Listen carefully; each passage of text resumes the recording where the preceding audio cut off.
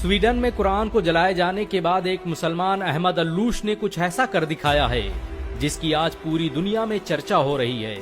दरअसल कुरान जलाए जाने के बाद स्वीडन के अहमद अल्लूश ने वहां के कोर्ट में एक याचिका दायर की थी कि उसे भी यहूदियों और ईसाइयों की मुकद्दस किताब बाइबिल और तौरात को जलाने की इजाजत दी जाए। अहमद अल्लूश का कहना था कि जैसे स्वीडन में सरेआम सरकारी सिक्योरिटी के बीच कुरान को जलाया गया, वैसे ही वो भरी सिक्योरिटी और लोगों के बीच बाइबल और तौरात को जलाना चाहता है। इस खबर के आने के बाद इजराइल सहित दुनिया के तमाम यहूदी संगठनों ने बवाल कर दिया था और धमकी दी थी कि अगर हमारी धार्मिक पुस्तकों को जलाने की कोशिश की गई तो हम इसे बर्दाश्त नहीं करेंगे। इजराइल के राष्ट्रपति ने तो यहाँ तक कह दिया था कि तौरात हमारी सबसे मुकद्दस किताब है, इसकी हिफाजत हम पर फर्ज है और हम इसकी हिफाजत करके रहेंगे। स्वीडन की अदालत ने अहमद अल्लूश की याचिका के बाद उसे बाइबिल और तौरात को जलाने की इजाजत दे दी थी, क्योंकि स्वीडन में धार्मिक पुस्तकों को जलाना अभिव्यक्ति की आजादी माना जाता है, जिसके बाद दुनिया भर की नजरें स्वीडन के इस मुसलमान पर थी। ये इतिहास में पहली बार था कि किसी मुसलमान ने आसमानी किताब बाइबिल और तौरात को जलाने की इजाजत मांगी थी। अहमद अल्लूश तयशुदा वक्त पर कल इजरायली दूतावास पहुंचे। उनके एक हाथ में लाइटर था तो दूसरे हाथ में बाइबिल और तौरात।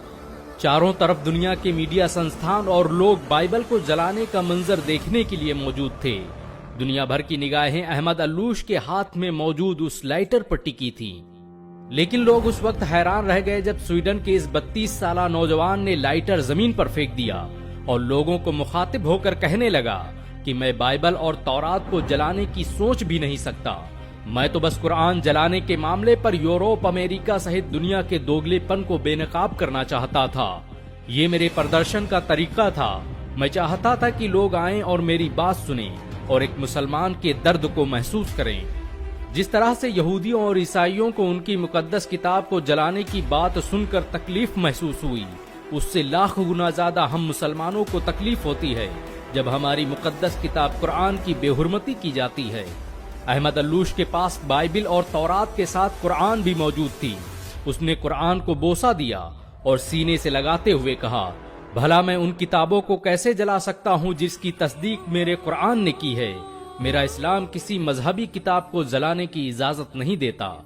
अहमद अल्लूश के प्रोटेस्ट के इस अनोखे अंदाज की आज दुनिया भर में चर्चाएं हो रही हैं। यहाँ तक कि यहूदी और ईसाई भी कुरान को जलाने की इजाजत देने पर पाबंदी लगाने की मांग करने लगे हैं।